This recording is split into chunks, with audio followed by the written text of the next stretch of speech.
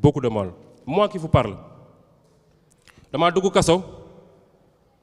3-4 jours sama soxna ñëw ne ma papa je suis enceinte ma ne ko nga ne mu ne ma dama ëmb 3 jours laa def ci kaso bi mu ñëw wax ma loolu automatiquement sama xel bi commencé daw ndax xamoon naa ne man mi di doog a dugg kii ñëw wax ma lii benn affaire la ma ne ko tu es sérieuse mu ne ma waaw ma ne ko baax na gëmal yàlla lii léegi mu jeex question weer la rek ay ñaar ñetti weer mu jeex mu dem bi mu demee guddi yooyu mën naa ne je dormais plus nelawtuma parce que xale la war na lor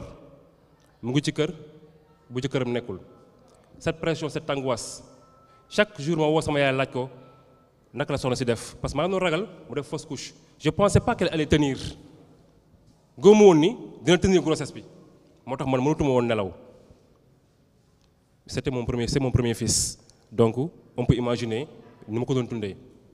chaque instant maa ngi ragal ñu ne ma def na fausse couche benn jour parce que moom elle venait tous les vendredis me voir benn jour may xëy woo sama assistant ne ko madame suba préparé ko mu ñëw mun ma non du mën a ñëw pour telle raison ma ne ko tant que newuloo ma am na problème mu santé wala am na problème mu sécurité chaque vendredi sama soxna na ñëw ci kaso yi ma xool ko je n'ai que ces 10 minutes par semaine pour xam suivre sa grossesse xam moom nu mel ak naka lay nekkee ak naka lay doxee bis ni ki tey ne me dit plus mënul ñëw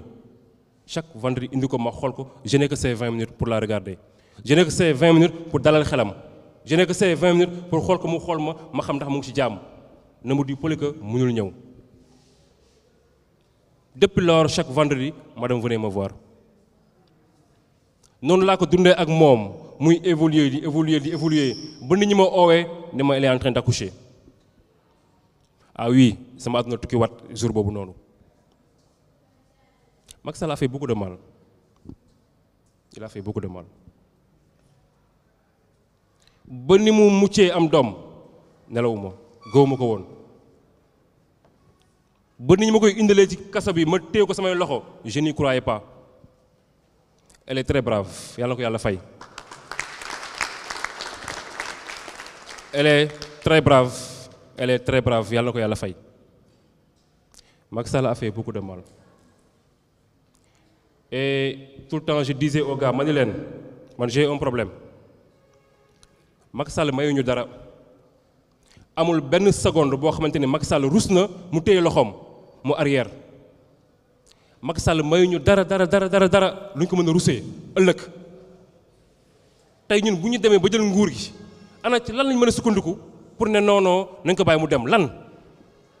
fan lañ mën a sukkandiku rek ba ne nañ bàyyi Macky Sall mu dem fan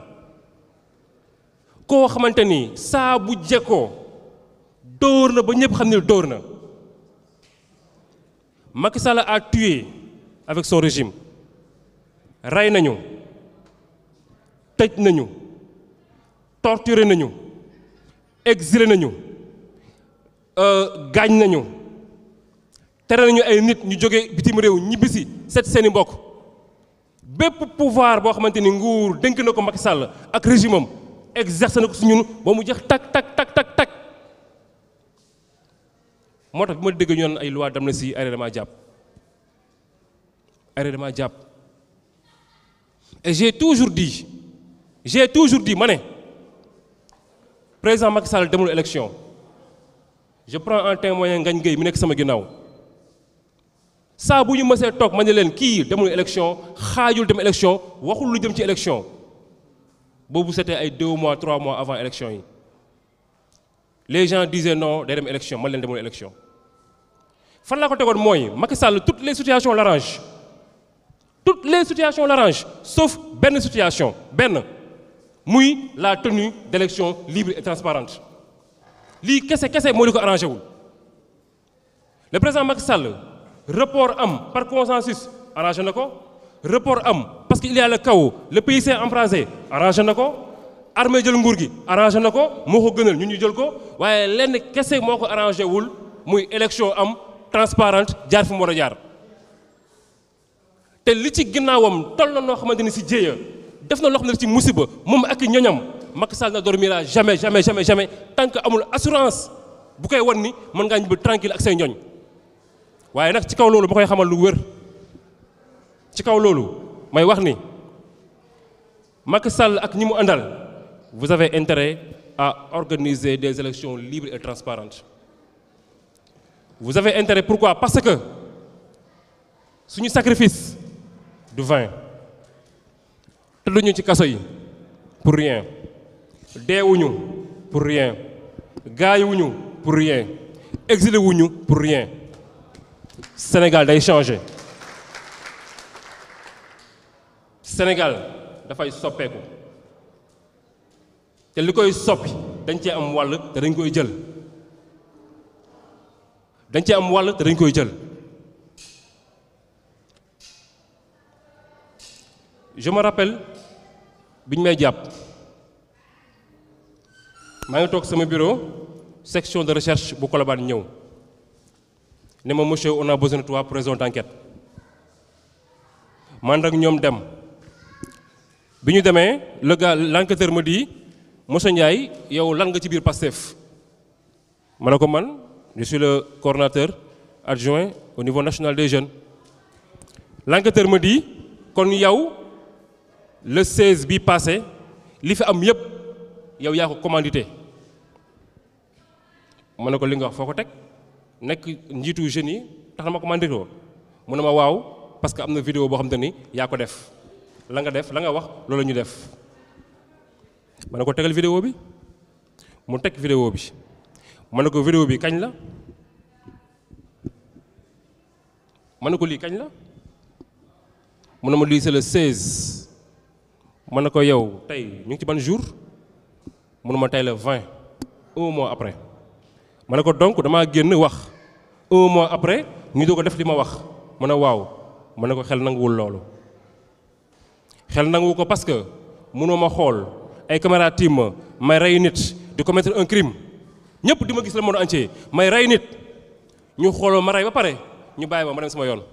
weer après ñu ñëw na man yaa reyoon nit xel nanguwul loolu ma ne ko déedéet mënu ma commettre crime ngeen may xool au vu aussi un mois après ngeen bëgg ma jàpp ndax crime boobu dites plutôt que vous voulez me neutraliser vous voulez me briser vous voulez me mettre en prison parce que je ne vous arrange pas je ne vous arrange pas mais qu'est-ce que le gars me dit Babacar ma ne ko naa mënu ma en réalité dëgg laa lay wax moi je n'ai rien contre toi j'ai reçu des instructions foog ma yóbbu la ci procureur comme ça foog ma yóbbu la ci procureur ma ne ko allons-y ñu dem devant le juge d'instruction le juge me dit monsieur Ndiaye vidéo yi patati patata yaa ko def yaa ko wax machin truc ma ne ko man li ma wax yaa ngi koy lire yaa ngi koy déglu et j'ai posé des conditions je disais si bés bu lii amee nañ taxawee nii dégguma fenn ma ne gën leen rey gën leen taal dégguma wax ko ñu werante man ak moom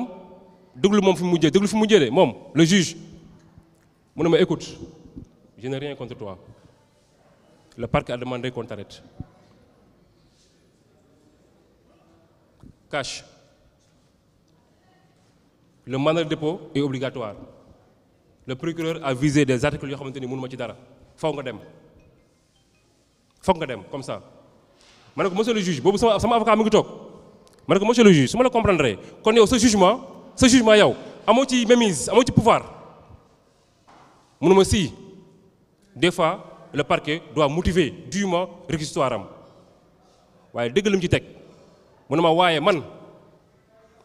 du ma dem à l'encontre du parquet demande à tes avocats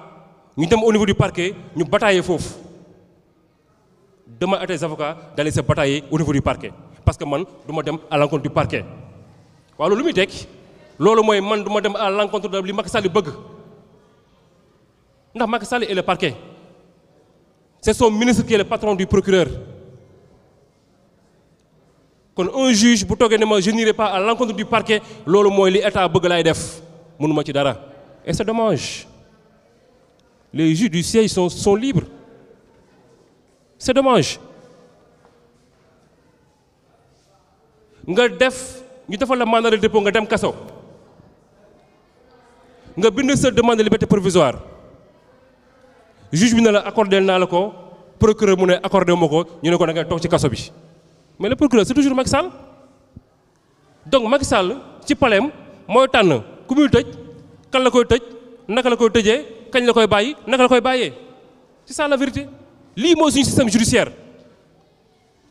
le parquet a un pouvoir exorbitant sur les juges le parquet a une série d'articles boo xamante ni benn ba mu ci visé on dit que le juge est tenu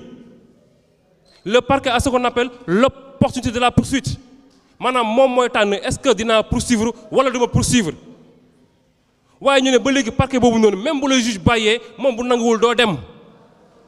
ñu ne parquet boobu noonu même bu sa instruction bu ñu ko tëjee ba tënk ko moom moo war a organiser ce procès te pour mu organiser ko amul délai heure bu ko neex la koy organiser on a vu l'exemple de Fadilou Keïta que je salue de passage dem na ba instruction bi jeex ba ñu tëj ko après ay demande LP yu bari ñu bañ ko may la moo desoon organiser procès le parquet a refusé d'organiser le procès te amul délai kenn tënku ko mais ce qui veut dire que Sénégal parquet mooy bumi et qui dit parquet dit le président de la République Macky Sall Ibrahima ñëpp a ci yem le système judiciaire est pourri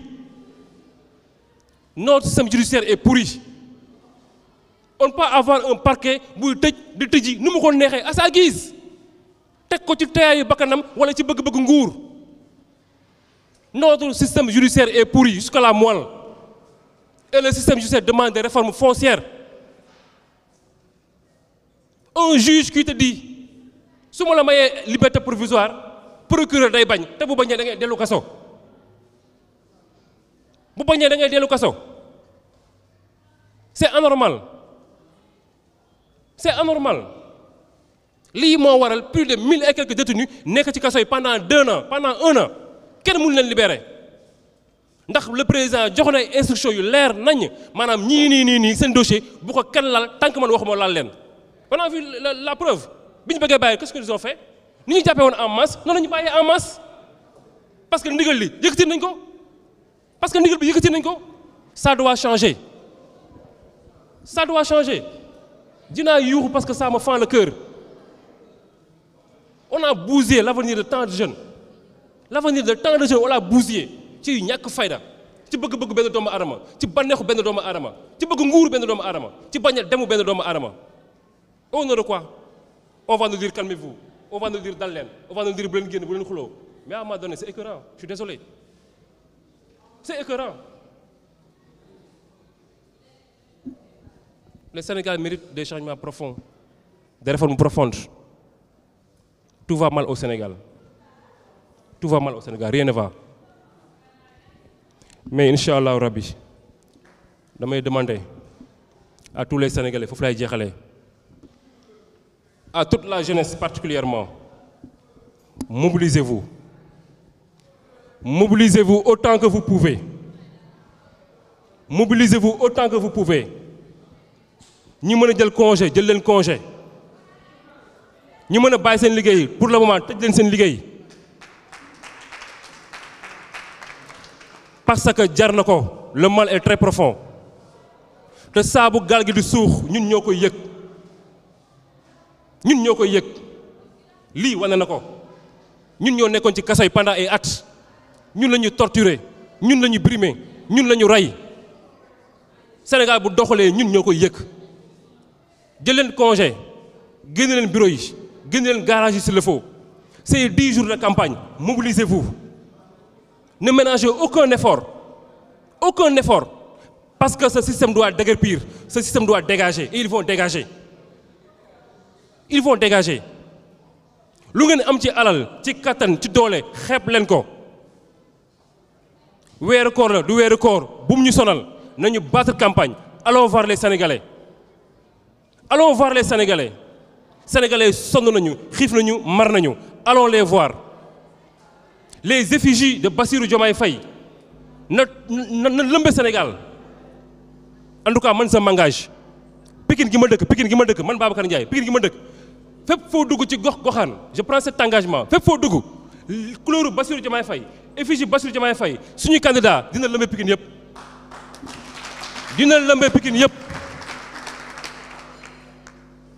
mën nañ ko ndax defoon nañ ko les élections législatives ñun ndaw ñu ñoo ko yoroon à Pikine ñoo ko dirigé on a gagné toutes les communes tous les centres de vote donc